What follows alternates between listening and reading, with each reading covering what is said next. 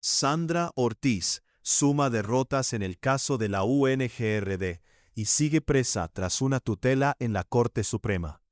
La ex consejera presidencial para las regiones, Sandra Liliana Ortiz Nova, continuará detenida. 2 juzgados de garantías le negaron la solicitud de libertad por vencimiento de términos. El Tribunal de Bogotá declaró improcedente un habeas corpus.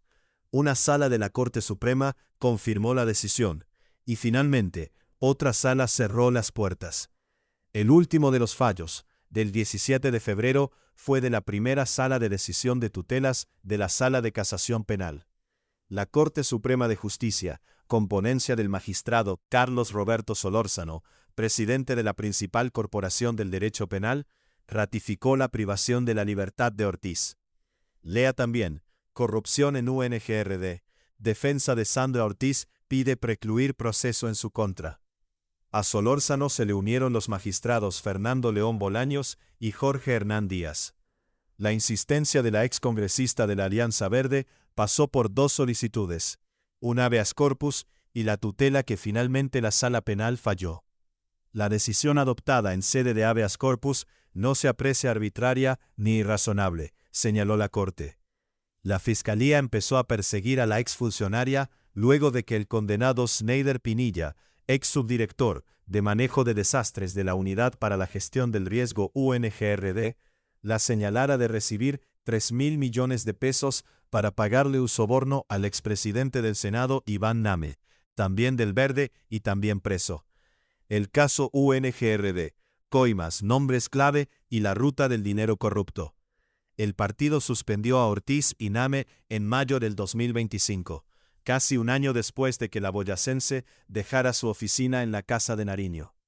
En noviembre de 2024, la Fiscalía le imputó a Sandra Ortiz tráfico de influencias y lavado de activos.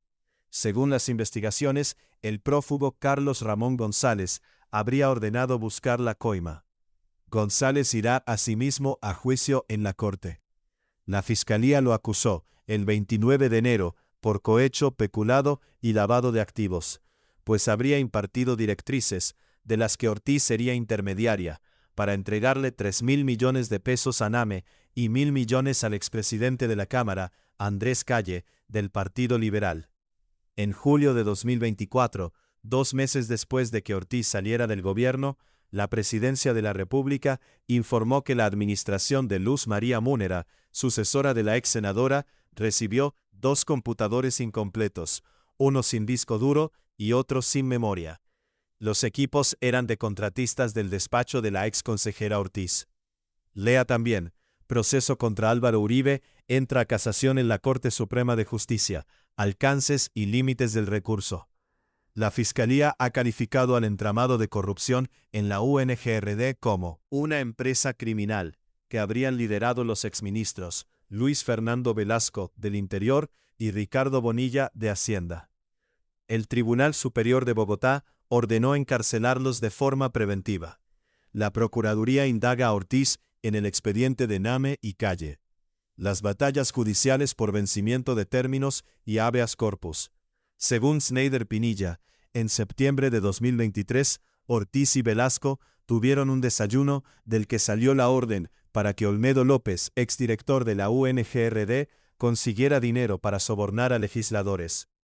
Ortiz trató de negociar con la Fiscalía, que calificó su información como confusa y contradictoria. Velasco defiende la inocencia de él. Después de la imputación contra Sandra Ortiz, el Juzgado Tercero de Control de Garantías de Bogotá la envió a prisión. En enero de 2026 reclamó su libertad por vencimiento de términos, pero los juzgados 26 y 79 de garantías la negaron. Interpuso un habeas corpus, mas el Tribunal de Bogotá lo declaró improcedente. Ortiz apeló. La Sala Laboral de la Corte Suprema confirmó la postura del tribunal. Luego vino la tutela, tras la que la Sala Penal indicó que la improcedencia del recurso constitucional preservó el carácter excepcional de ese mecanismo. La Fiscalía delegada ante la Corte Suprema acusó a Ortiz en septiembre del año pasado. Lea también: primicia corrupción en UNGRD. Corte Suprema deja en firme orden de captura internacional contra Carlos Ramón González.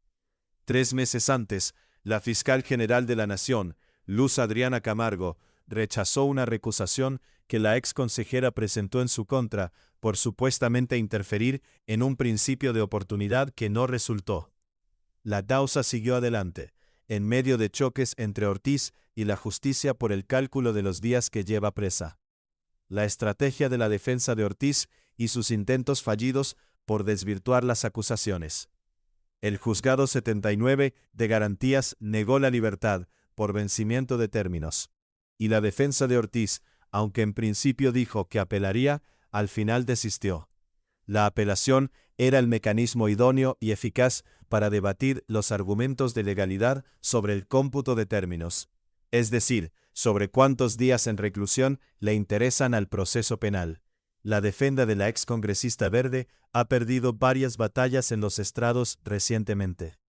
Mauricio Camacho, el penalista que representa a la boyacense, trató la semana pasada de obtener información financiera clave del excongresista liberal Pedro Castro, el supuesto prestamista de los 4.000 millones de las coimas.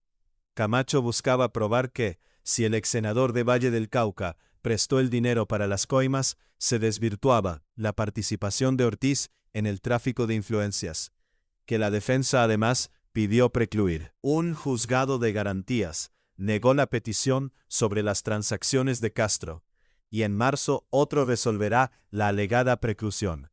Mientras pasan las semanas, Ortiz seguirá detenida en la Escuela de Carabineros de la Policía, en Bogotá, la ciudad donde cada instancia judicial posible le ha cerrado las puertas a su libertad y a su desvinculación del complejo caso de la UNGRD. La Corte Suprema tacha de innecesario un pronunciamiento en sede de tutela. Sentencia STP 1648-2026, en la que la Corte Suprema le niega la libertad a Sandra Ortiz en medio del caso de la UNGRD.